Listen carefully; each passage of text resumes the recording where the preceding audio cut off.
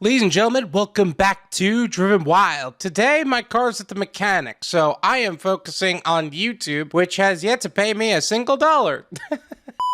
Today, we are talking about next time, order from me. Papa John's worker shows huge Grubhub surcharge in viral TikTok, sparking debate. I think it's no secret at this point that all of these gig companies tend to amp the surcharges up pretty highly from the customer side to the merchant side. They just try to up all the charges as a whole, and it's a little frustrating, but it does happen. I think Grubhub, Postmates, and UberEats got sued recently on the exact subject in Washington, D.C. Noah Mack ended up sending me a video on that exact subject through email. I will link to the video he sent me in the description. I think it's a really in-depth video, and you should definitely check it out. Thank you to Noah Mack for sending me that video. However, in this particular case, I'm actually kind of impressed on the Papa John's side because I didn't know they can see the delivery fee Grubhub is adding on. That's news to me. It doesn't surprise me, but it is news to me. You know what? I think a lot of restaurants, not even just the franchises like Papa John's, Pizza Hut, and all that, are just trying to steer away from the whole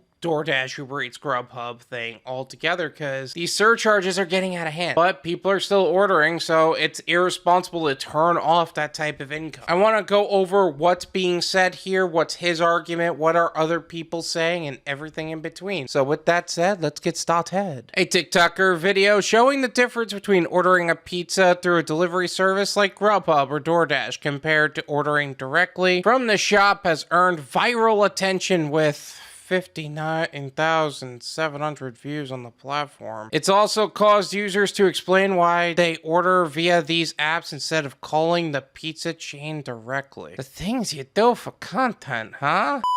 First off, I do want to take note here that yes, he's absolutely right when it comes to Grubhub or DoorDash or Uber Eats or whatever, that there are surcharges and there is a level of ease that comes with that. But I think our overall society as a whole has stopped wanting to talk on the phone altogether. While I don't necessarily disagree with him, I think that's just the direction people are going. People would rather pay to not talk on the phone and for the convenience of hopping on an app and ordering itself than actually do it this way. Could you also order on the Papa John's app? I actually don't have an answer for that. I've never ordered Papa John's. I'm from New York. It's actually a sin. If I end up ordering Papa John's or Pizza Hut, I'll be sent to pizza jail. I'll never get into pizza heaven. And every other pizza joke you could possibly think of as a New Yorker on the subject. I miss New York.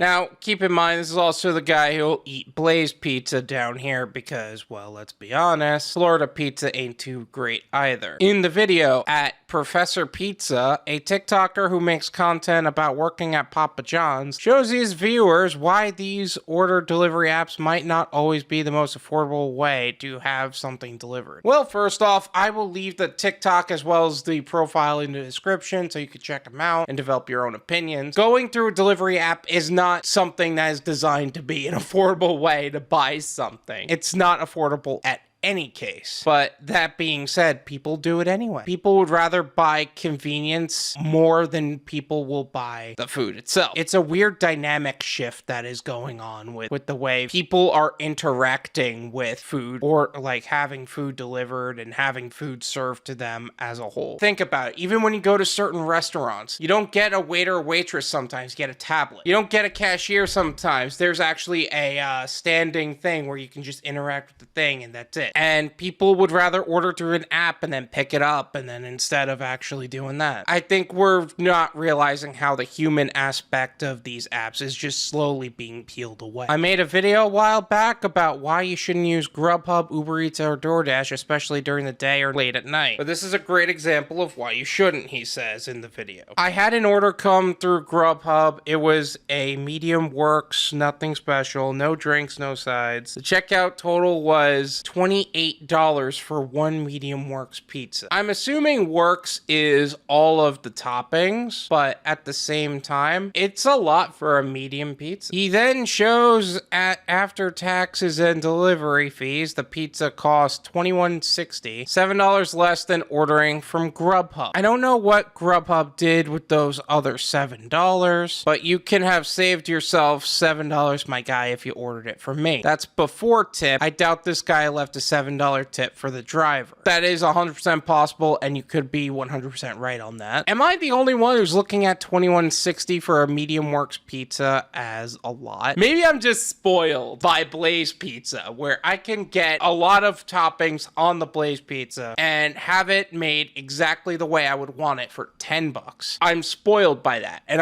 that could be 100% possible.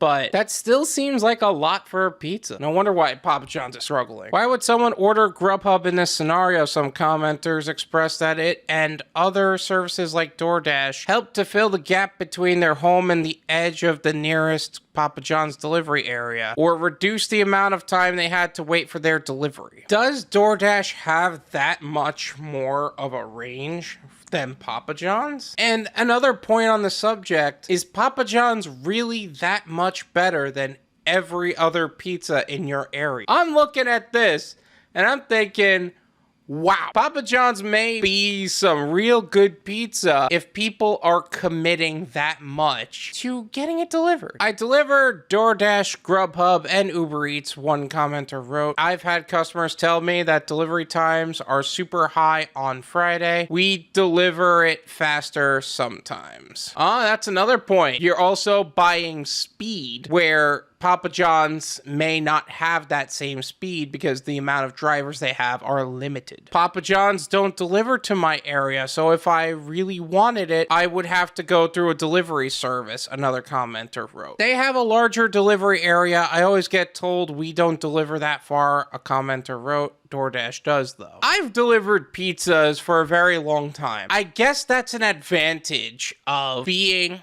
a food delivery driver for a restaurant versus being a food delivery driver for all of these apps. The amount of distance you're gonna have is tighter. However, the fact that we have more opportunities with DoorDash, Uber Eats, and Grubhub, in my opinion, is absolutely incredible. So that being said, there is a larger delivery area. We do cover a lot of ground as far as DoorDashers and Uber Eats and Grubhub drivers go. Just make sure you're tipping your drivers, especially if you know it's gonna be a far drive. Professor Pizza replied to a commenter saying that his store previously utilized DoorDash to fill in when there weren't enough drivers available. Now, keep in mind that Papa John's in a lot of places has been known to withhold good tip orders and send out all the crappy orders to DoorDash. I used to use DoorDash frequently because it didn't have enough drivers for the amount of orders he wrote, but now I haven't used it in months because it costs me too much money and it takes away from my drivers. I just up my time so everybody knows. He would prefer to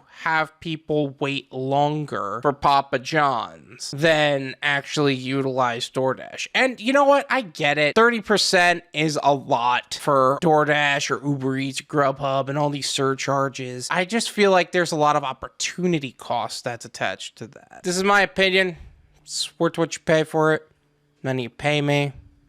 There you go. I think Papa John's, this particular Papa John's anyways, has made a lot of valid points on the amount of cost that Grubhub, Uber Eats, and DoorDash have. I also think that this is the same company, not this person, at the company that has been known to steal tips and orders from DoorDash, Uber Eats, and Grubhub. They're sending requests out to drivers to these apps to have them pick up all the orders they don't want to actually do or just out of their range. I made a video talking about how they actually do that. I'll leave that video in the description in case you don't know what I'm talking about. Do I understand the perspective of what he's talking about? Yeah. Are people still going to pay $7 extra to have something delivered to them? Absolutely. Is there a Papa John's app to where they can pick up from? I really don't have an answer for that. I don't order Papa John's. People don't call a restaurant anymore. That's just how it is. You either gotta shift with the way people are operating, with the economy, or you're gonna get left behind. It's just that simple. Now, as far as the range thing, DoorDash and all of these apps do have a significant amount of range. Just make sure you're tipping your drivers, because if you don't tip your drivers, they're not coming for you anyway. Thank you so much for watching. I really appreciate it. As always, make sure to hit the like button, subscribe if you're new,